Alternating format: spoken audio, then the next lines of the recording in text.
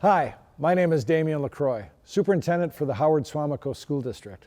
Thanks for watching these videos. The purpose of these videos is to make sure that you feel confident and informed about our return to school plans for the 2020-21 school year.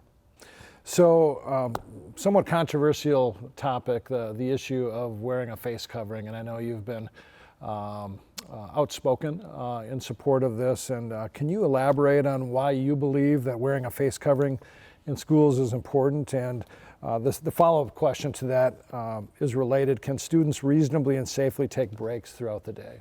So number one, we don't have a whole lot of tools. I wish we had more tools in this fight, but we don't. We have the ability to physically distance, but I don't think everybody wants to stay safe at home again. They want to enter into society. So there, as much physically distance as possible, but it's not going to be ideal. Staying safe at home was ideal. We saw that worked. Other tools we have is making sure that if you're sick, you're being screened and you're tested. So those screening questions every day. Outside of that, the only other tool we have on prevention of spread, and that's the whole point of the face covering. It isn't to protect the wearer, it's to mitigate the spread.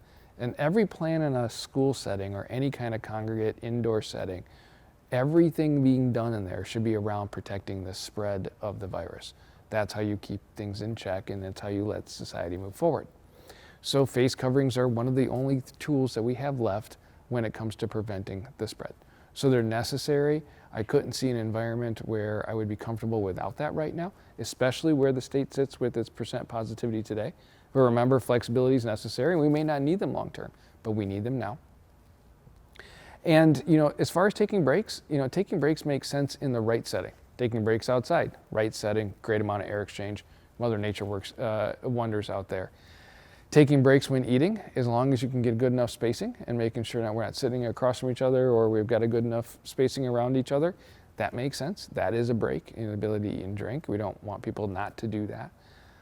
If there's other breaks necessary, making sure they're safe. Once again, that you've got that barrier. And as much air exchange as possible when taking that break. So you don't want to take that break in a room that seats 20 with 14 people in it. You want to take that break in a much larger atmosphere so you have less chance of transmission.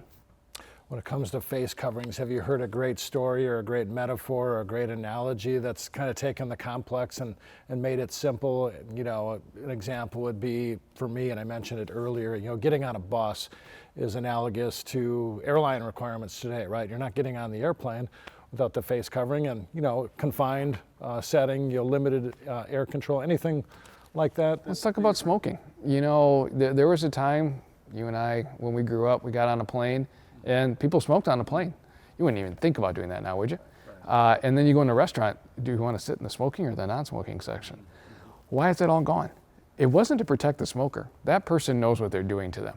They're causing themselves damage. The whole point of all of those restrictions was to prevent somebody else from being negatively affected from what you were exhaling out of your mouth, which was secondhand smoke.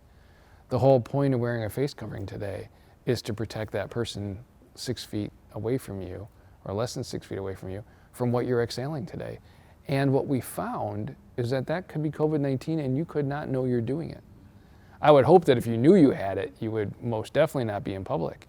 But once we started realizing very early, end of March, first week of April, that we were seeing spread from people who definitely had the virus, definitely had it replicating inside their nose and their mouth, and were spreading it without knowing it, that's when we needed to take action with face coverings.